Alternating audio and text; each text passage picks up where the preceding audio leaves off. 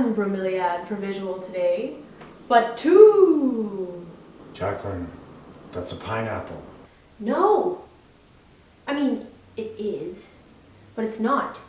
But it is, but it's also a bromeliad. Did you know that you could cut off the top of a pineapple and plant it? It is technically a bromeliad. That's not the focus of my video. I just wanted you to know. The topic of this video is Aechmea fasciata, aka urn plant. Aechmea meaning spear tip. I'm self-explanatory. It's also known as the bromeliad for beginners. Why? It's really easy to take care of. Most bromeliads come from South America, hot, humid climates. Specifically Brazil has tons in their rainforests. The roots of most bromeliads are unique, to say the least. They don't operate like your typical plant root. Get this, the prime function of the bromeliad roots in the rainforest is to anchor itself to trees. It'll actually grow off the trees. It doesn't even need a soil medium. What an alien. Usually I start with seeds, but in this case, I'm a pro-propagation person, so I'm going to skip seeds, and the propagation of the pups will come in a bit. As you can see, these leaves grow in kind of a stemless, tight rosette, it's called. Because of the tightness of this rosette, at full maturity, a bromeliad can hold up to 1 gallon of water. That's insane! People generally refer to the inside here as the tank. This wide-banded foliage, in case you haven't noticed, is actually covered with this silver coating. That's what it appears to be, just like a dusty coating. If you had no idea what this was, you'd probably look at it and think, oh my god, that person doesn't dust their plants, or god, that's a dirty plant. But this has a very important function. They're actually teeny tiny little hairs called trichomes. If you want to see a really good visual on trichomes, look up my Rudbeckia video. The link for that's below. It has a really good close-up of those hairs on the stem. It's usually a defense mechanism. In this case, the role of these trichomes is typically what the roots are for most plants. They work to absorb nutrients and minerals and moisture from the air around it to survive. Don't wipe it off. Most bromeliads only flower once. And you're not going to believe this. This pink beauty here, that's not the flower. Usually when you go into a store and you see bromeliads for sale, especially this Aechmea fasciata, you might see a pink or purple flower protruding from the rosette. That is what's called a bract, and the flowers come out of the bract eventually. See these little purple tiny guys coming out here? They're deemed insignificant. I don't like that terminology. This entire spectacle, bract and blooms included, is in botany referred to as the inflorescence.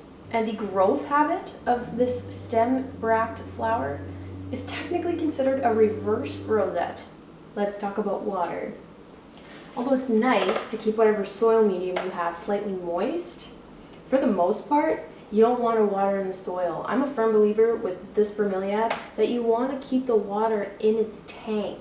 Now that's controversial, but it works really well for me, so that's what I recommend. In the tropical rainforest, when it's growing off of a tree, this is what happens. It just collects rainwater and anything that falls in it and uses it for nutrients and minerals. So there's a saying in the rainforest for people that live in areas where bromeliads grow, don't stand under an urn plant, because you never know what might fall out of it. Dead spiders? Creepy crawlies of any kind? It's very, very possible. They're basically creating their own mini ecosystems in there to survive. That's so cool. At home, if you have a bromeliad as a houseplant, your water situation is going to be a little bit different. A little bit more sterile, I would assume. The water for bromeliads is a very controversial topic, okay? I don't know why.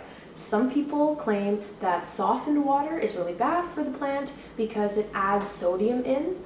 Some people claim that tap water is fine. Some people claim that it's too harsh. Apparently distilled water actually takes nutrients away from the plant. Jeez. I've always used a reverse osmosis water filter to add into my tank, and I've never had a problem. The thing I'm more concerned about is refreshing that water. I think a lot of people will put water in their bromeliad tank and then forget about it. That's no good because the water gets pretty stagnant and it just creates a situation where bacteria will thrive and then the plant can actually rot from the inside out. So make sure that you actually gently dump the water out from the urn or tank once a week and refill it. That's what I do, and it works quite well. Let's talk about the soil.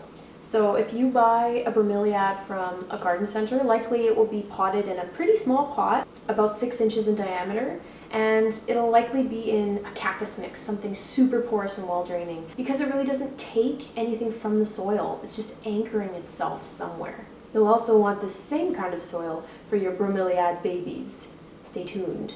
As the bract matures and the flower buds start to emerge, you might notice some lower leaves, like this one right here, actually drying up. Do not panic. Your plant's probably not dying. I mean, it is.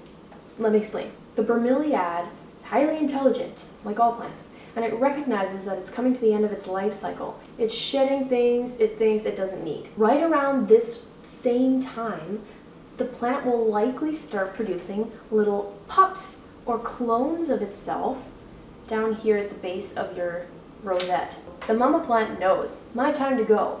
I need to carry on my legacy. The pups can form at any time. It doesn't have to be right at this flowering stage, but it's the most common time. I don't know, like maybe more anxious bromeliads shoot up pups sooner. I need to be prepared. Prepared for the end of my life. I don't know. So, how do you properly care for this mama bromeliad to carry on her legacy? Well, I'll tell you. Depending on your intention with these pups, you've got a few options for when you want to cut them loose. You can do it sooner rather than later in order to encourage the mother plant to actually produce a higher quantity. She'll put more energy into producing more pups. And so they might be a little smaller, but you get more. So if you're like breeding an army of bromeliads, that'd be the best option for you. If you leave them on longer, it's kind of like the umbilical cord, okay? You're actually going to be getting more nutrients to the pups for longer, which ultimately will expedite its growth. The little ones should survive. You shouldn't have to worry about that, and you don't have to see any roots. They don't need roots, but they do have to be at least 1/3 to 1/2 the size of the mother plant before you cut it. So keep that rule of thumb right up here. Use a sharp knife or scissors when you do detach the pup, and try to cut as closely to the mother plant as possible without injuring her. Tuck the mama back in with your soil. Don't forget about mama. Now this is the point where you can take your pups and you can choose whether you want to dip them in rooting hormone or fungicide or both. Lots of plant enthusiasts do prefer to do this just because it increases their chances of success. You don't have to. And then you plant each pup in a little container with the same kind of well-draining cactus mix. The container shouldn't be larger than like 5 inches in diameter. It really doesn't need to be that large. This is important. It's going to seem top heavy. Even this mama seems top heavy. It has been tipped over several times since I brought it home. Not by me. That's a direct hit to my fiance. But with the pups especially, they don't have any roots, okay? And remember, the roots are their anchoring system. Don't let this top heavy nature influence you to bury the plant pup deep into the soil. That's the last thing you want to do, okay? It needs to be in the air, doing what bromeliads do. Find unique ways to help support it, like little stakes, maybe some chopsticks, something that's gonna just keep it in its delicate position while it roots. If you bury it too deep, the pup could just rot. With the pups, you don't really have a deep tank, as they say, so you do actually just want to water the base of the soil. You don't really have much of a choice. It's too little. You want that soil to be moist, but not soaking wet. The pups need slightly less light than the mature bromeliads, okay? I would recommend indirect light for sure. And moisture is huge to help that pup root properly, okay? It's from the rainforest. It's used to humidity. So spritz it every now and again. From pup to mother, it can take 2 to 3 years. This is no overnight party, okay? This is a commitment, but it's worth your time. A common question people have is, should you remove the flower once it starts to wilt and get brown? I would.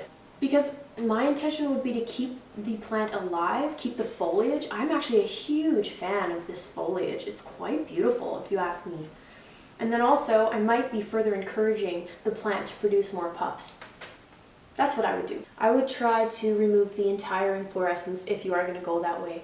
So you take a knife or scissors and you try and get rid of that whole stem all the way to the base inside the tank. I just caress the leaves every now and again for good measure. But lightly. It needs those hairs. Thanks for watching. Like and subscribe if you enjoyed this video.